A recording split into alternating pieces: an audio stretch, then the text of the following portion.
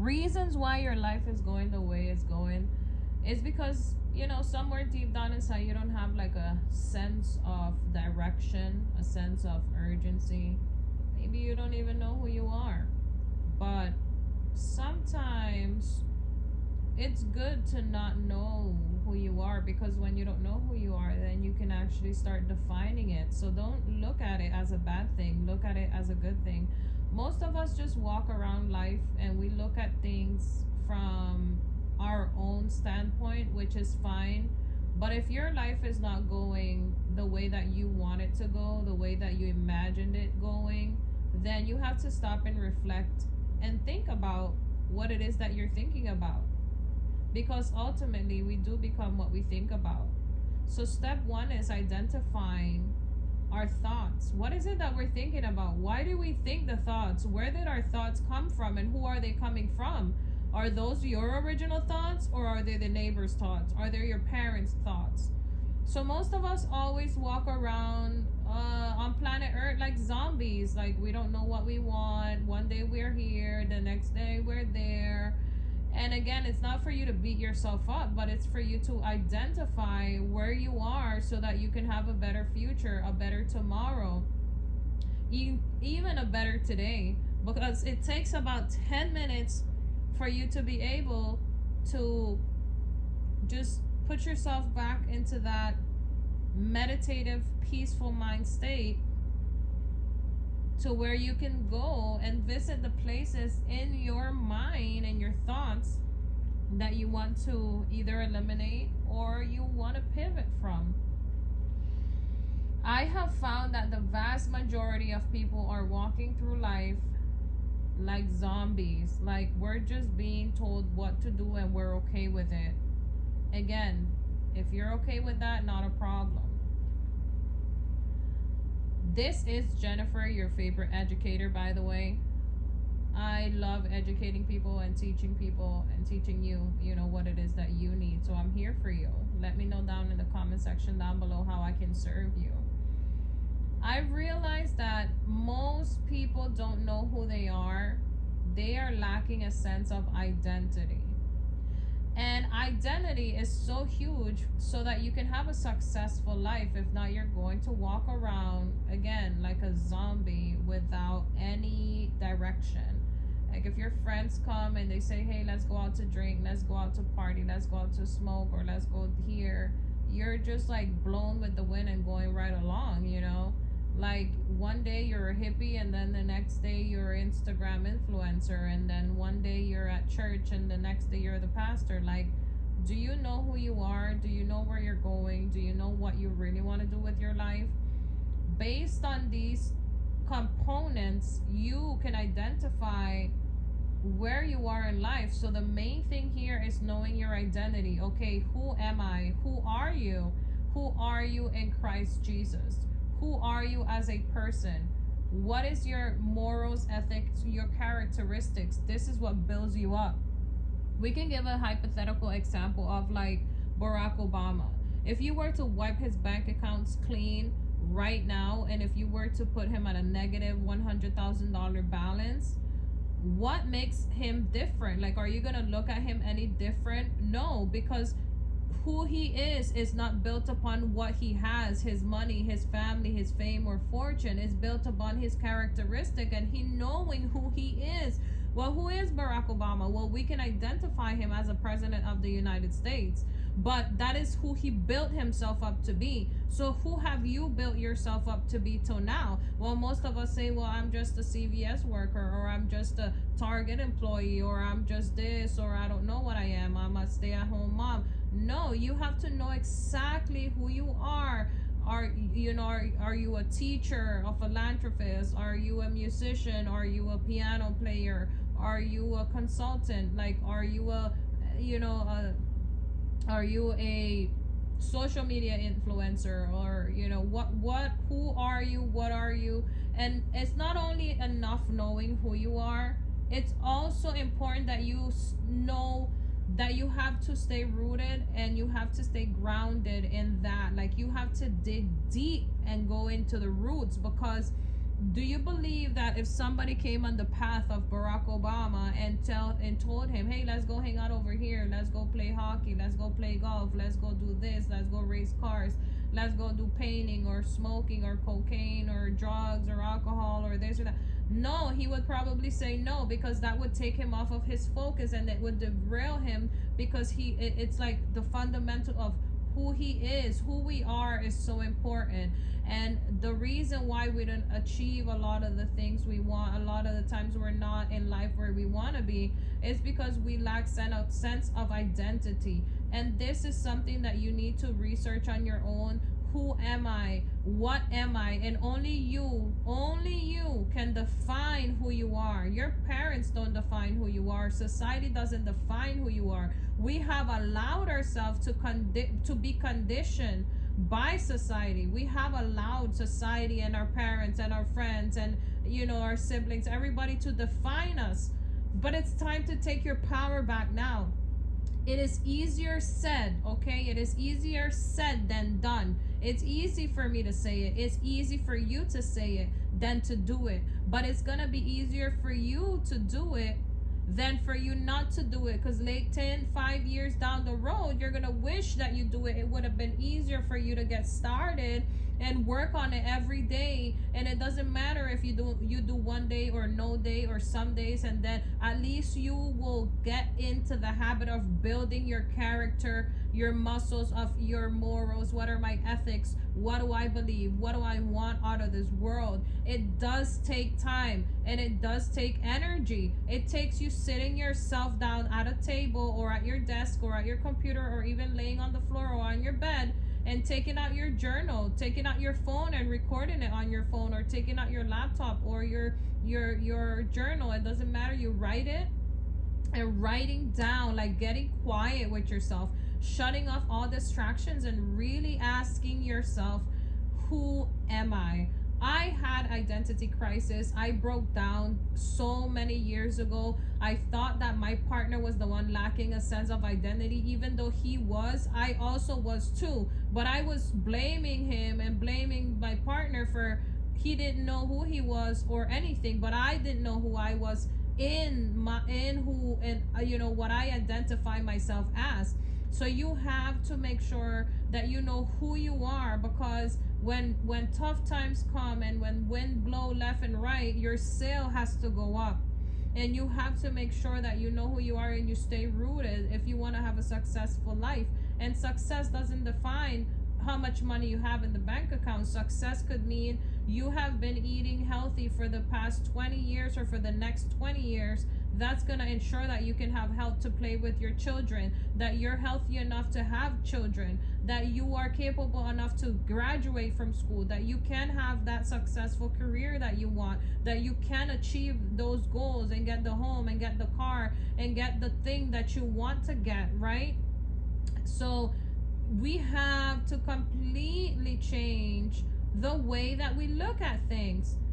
Again, it's easy to say it, but it's another thing to do it. But we gotta really ask ourselves, man, am I happy with where I am? Listen, man, if you're happy with where you are, stay there. Nobody's forcing you to move. Nobody's not gonna come and tell you, hey, listen, Bob, get out of bed, let's go, to work. No, people are not gonna tell you that. But now, in the century we live in, unfortunately, a lot of people don't want to do what it takes. And I believe that I'm just here to be that vehicle to inspire you, to hopefully make you want to take some type of action after this. And not only that, at least I want to help you to think differently, because you become what you think about. So what is it you're thinking about? What are you thinking about right now? Are you thinking about the negative side of life or the positive side of life? Are you thinking about your goals and projects, or are you thinking about your failures from the past? So if we become what we think about, you gotta continuously think about what you're thinking about. It is an exercise, okay? Thinking is an exercise. It is the highest form of faculty that a human being has, and is thinking. remember that a doctor was being interviewed, and they asked him, like, what is wrong with people today? He said people simply don't think. And it's so true. Like, we see people just walking around like zombies all day, every day, complaining about their situation. But if you would get yourself up in the middle of the night, or at 3 a.m., or at 10 a.m., or at 6 a.m., 5 a.m., whatever, if you're a part of 5 a.m. club, whatever you are, you get up when you wake up, you quiet your mind, and you journal. You ask yourself questions out loud. What is it that I want, man? Like, am I really living the life that I want to live? Like, what I'm about to do, is it what I really want to be doing right now? Or am I just doing it to please other people? This is tough, but you have to fight. You have to be a warrior. You gotta put on your armor and go to war, right? Miss Queen, Mr. King, you gotta be who you want to be. I remember this quote from Bob Proctor. He said, he quoted somebody else, but he said, if I want to be free, I've got to be me. Not the me my mom wants me to be, not the me society or my parents says that I should be, but me. If I want to be free, I've got to be me. You have to stop living in the shadows of all these other people around you. And yes, people are going to talk. So what? What people think about you and talk about you is none of your business. Some people's gonna say, oh, she don't know how to talk, he don't know how to do this, blah, blah, blah, blah. Let them talk. At least at the end of the day, when tomorrow comes, or the next day comes, or the time comes when you and I are no longer on planet Earth as human form, but in spiritual beings, we are evolutionized to the next life, and we all will meet this place called death. When we're gone, we're going to be able to enjoy and have a fulfilled spirit, because we did what we wanted to do on planet Earth. We did what we were called to do. We did, as I would say, we are human beings living we are spiritual beings, right? We are spiritual beings living a human experience. So what is the experience that you are going to live? What experience do you want to live? Like, you've got to take this seriously. Like, I talk to you like this because I'm passionate about this subject, and when I talk to people, I just want them to smile, right where you are. Smile for me. Let's take a minute to smile. Wow, it's so beautiful to smile, to be happy. Like, relax your body. Stop being so tense. Let go of the tension and relax. Yes, when it's time to take action, let's go take the action. That's why there's people like, me and other people who you can follow. But don't get in this addiction of just hearing and hearing and hearing and hearing and doing nothing. And if that's all you can do is hear, well, that's fine. But make sure that you at least do something of what you want to do. Because if you really understand that the next thing that you're about to do is not what you really want to do, and if, God forbid, we lose you, we won't be able to see the books you wanted to we won't be able to read the books that you wanted to write. We won't be able to hear the podcast you wanted to start. We won't be able to see the portraits that you wanted to paint. We won't be able to understand and see and receive the gifts that are inside of you, the songs that you wanted to sing, the places that you wanted to be, the pictures that you wanted to take but we couldn't see, because we would die without you. Imagine if we didn't have the pastors. Imagine if we didn't have the people who soothe our souls with the music. Everybody needs something. Imagine if we didn't have the farmers who farmed the food, who actually reaped and picked up these things and contributed. We would be starving. So we're starving for we're hunger, we're hungering. We're hungry for what you have within you. And it may not be for me, but there is a lot of people for you. There's people that thousands and millions, possibly billions or generations of people that are seeking for you. You have to get to a place where you just get tired and you're like, you know what, enough is enough and I'm done with this. I am obsessed with my passion. I'm tired of people telling me what to do and where to go. I am going to start right here, right now, already with what I'm doing. I will make time for me. I will make time for the gifts that is within me. Because as a spiritual being, we want to express through our human form that which is within us. I love talking. If you like to talk, talk. Get on the camera, get on the video. You don't have to show your face. You don't see me showing my face right now, even though I love it. But I'm literally just laying down talking to you because this is the best way I felt to do it right now. But I felt my spirit wanting to give to you, whoever this is for, whatever, multitudes of nations to come. Jesus served multitudes of nations. And this man is in a Bible. He is alive. He's here. He's omnipresent. Listen how this works, right? You know how crazy it is? Jesus doesn't have Facebook, yet everybody follows him. He has the most amount of followers. You get it? So we have to really take the moment to say, man, this girl, whoever she is, she's right. I need to do something about my life because I'm miserable. I'm not happy, you know. I want to be in a relationship and I'm not. I want to have the money and I don't. So in order for us to do things, we have to have common sense. And then, you know, we got to get around people and a community as well that wants the betterment for us. You know, it's very difficult to do it all on your own. Back in the days, we all have tribes. So I'm going to definitely be open and available because there's a vast majority of people out there suffering. And I'm doing my best to reach you guys at this level. So I gave you some exercises and I gave you some activities and some things that tangible things that you can do, okay? So go do them. Right now, shut the video off once it's done, click it off. Give yourself a timer. Put at least a 10-minute or 15 minutes or 30 minutes, whatever is comfortable for you, whatever the first number that comes into your mind. 10, 15, or 30 minutes. Put a timer on, put your phone away, take out a pen and a paper, get down to your journal. If you want to put on some soft music way in the background, put the phone 10 miles away from you and literally breathe and ask yourself, what do I want? What do I want to do? Usually you know what you want to do.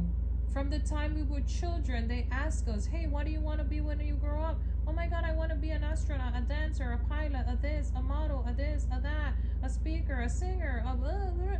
And you know what you want. But if you don't get started, how will you ever start?